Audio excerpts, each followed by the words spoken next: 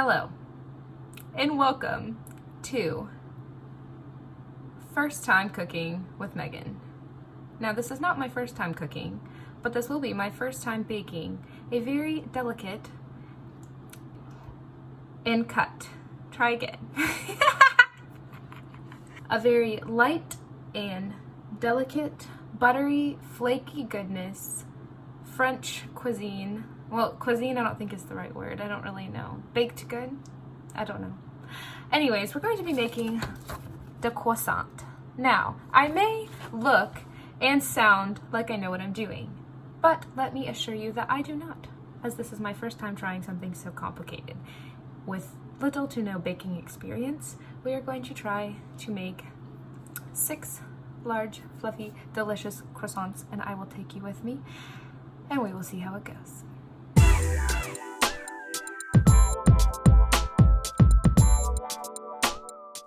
Before you see the ingredients we will be using for today's recipe, we have 100 grams of water, we have 250 grams of flour, we have exactly 6 grams of active dry yeast, we have 1 egg yolk, we have 25 grams of melted butter, 25 grams of sugar, and 5 grams of salt. So we're gonna get started.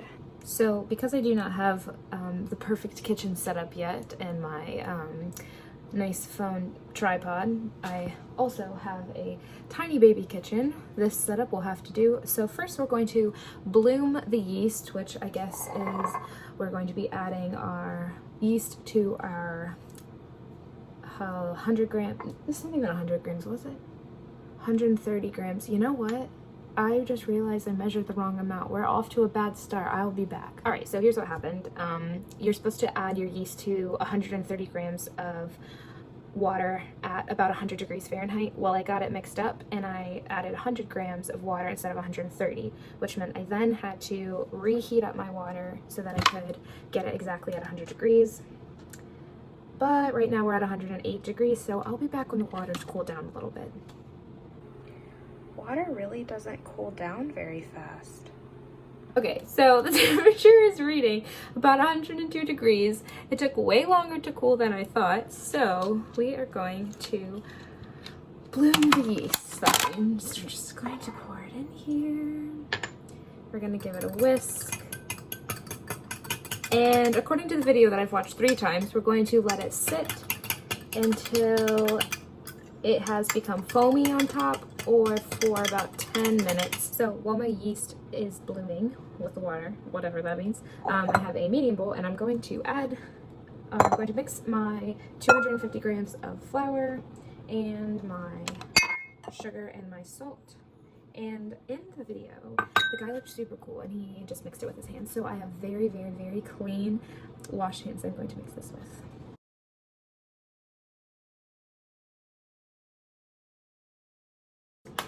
Alright, so it's been about 10 minutes and my yeast mixture is it's almost separating like it does with a sourdough starter. So we're going to add this, we're going to add our butter and our egg yolk to this. And we're going to mix it, probably with hands again.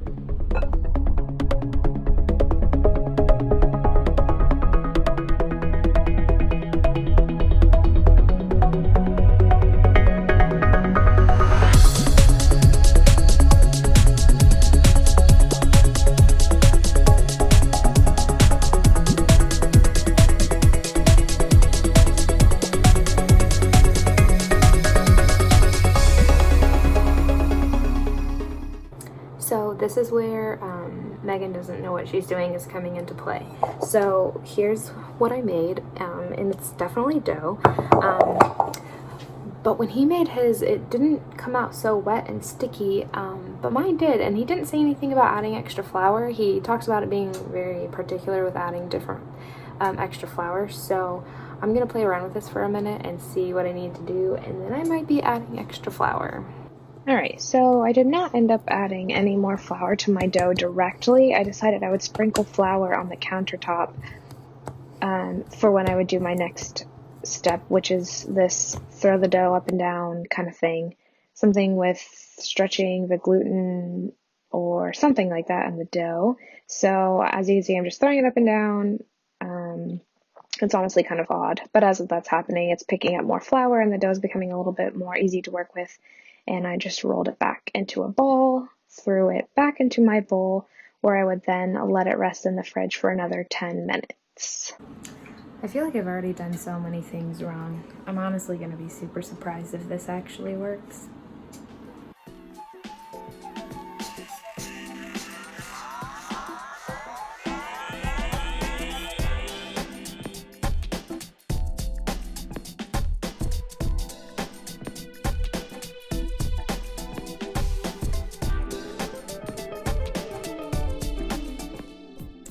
And now we are heading back downstairs to do the final step before I get to go to bed. Let's go.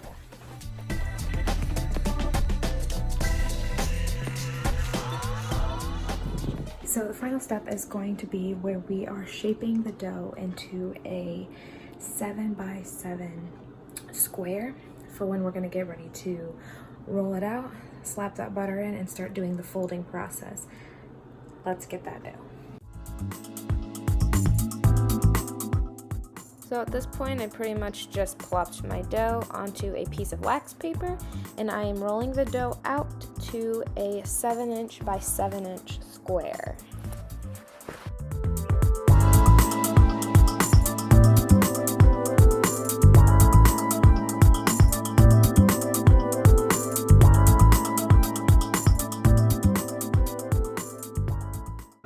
So we definitely have a rectangle here.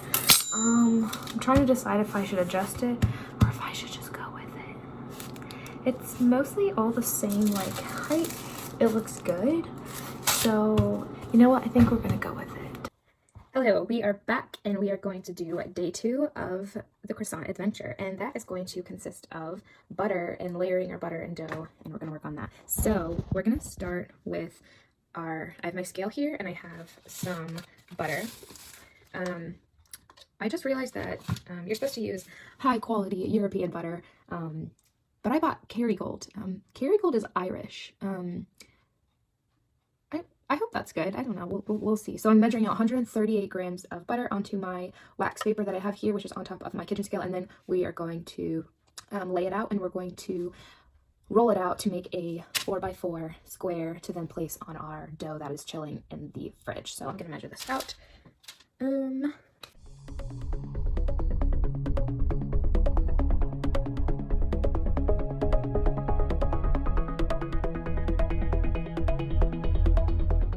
So this is what I was doing. I have exactly 138 grams of butter. It's in the middle of my wax paper, and then I'm going to fold it over and I'm going to roll it out.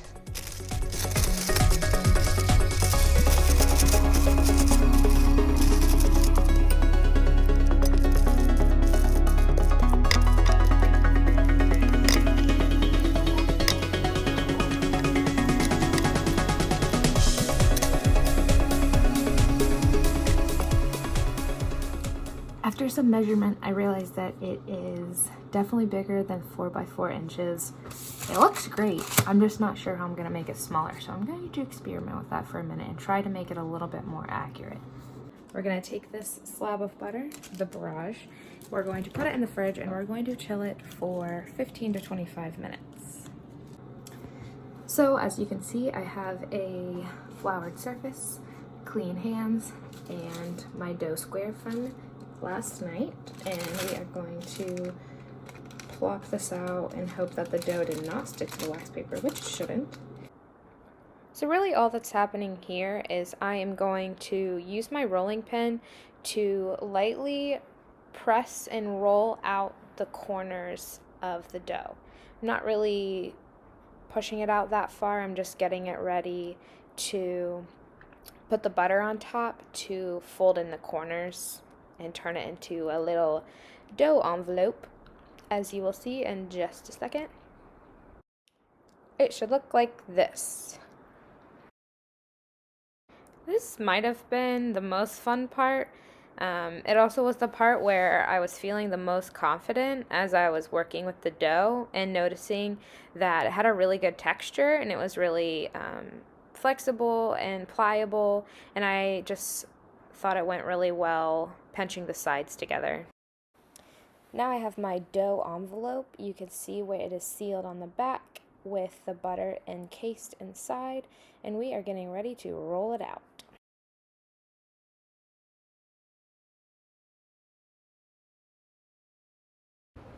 So I'm rolling it generally in one direction at a time. I'm not really taking my rolling pin and going back and forth. And then I'm going to get ready to fold it.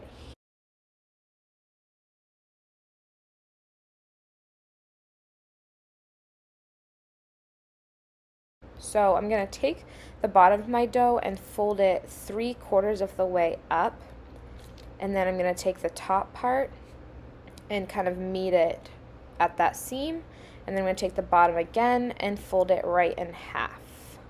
And this is what the first fold should look like. I don't know if you can see here, but this all is dough, and like this is the butter part. So that is where I'm not really good at this. So we'll continue to see what happens. It's in the fridge resting now for 1 hour before we take it out to do the final fold. All right, so it has been an hour and I am going to unwrap my rectangle. I'm gonna put it back on the floured surface. Let's do this. And we are going to roll it out this way, which to me makes logical sense. I'm not sure how well it's gonna do because the butter feels really solid. We're going to flour the top.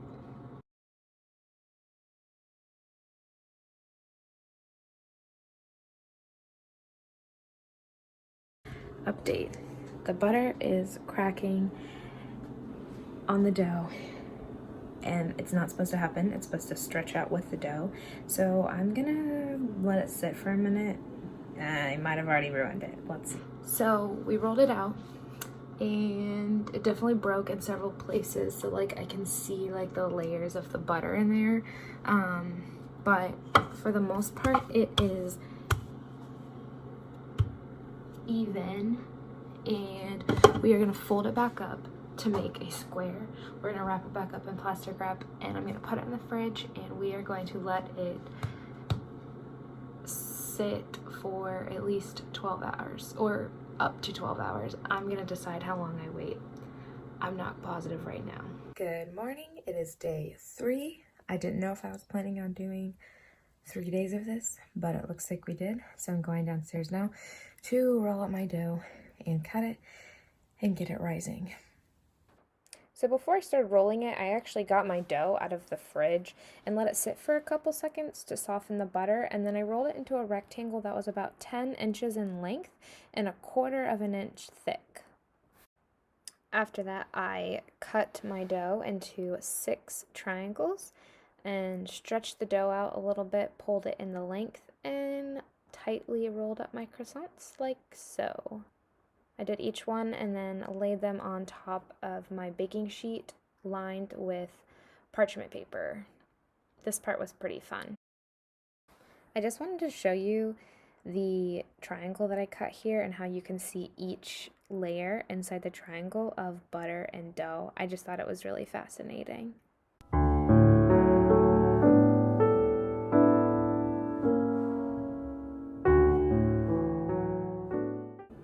So next I brushed them all with egg wash, and I placed them in my oven with the light on, which is supposed to be about 78 degrees, so that they could rise for about 2 hours or until they almost doubled in size. As you can see, the croissants pretty much doubled in size. They're very light and fluffy, and I did another egg wash. Honestly, at this point, I'm pretty impressed with how they rose, and I put them in the oven at 350 degrees for 15 minutes.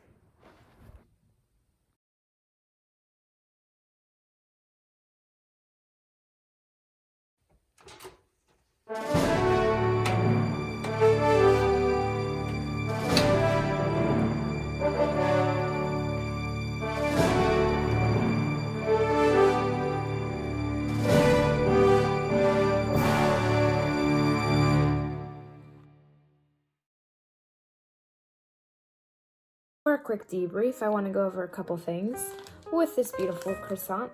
Let me just give you a quick little showing of this. This is one of my favorite ones. Get a quick look on the inside. Light, fluffy, airy, and certainly very buttery. So I approve. Will I make it again?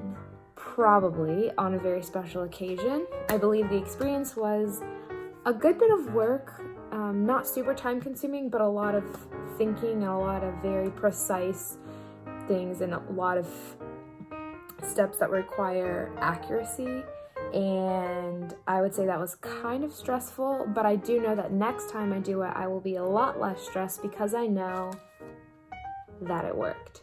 So thank you so much for tuning in. Highly recommend. If I can do it, you can do it. See you next time.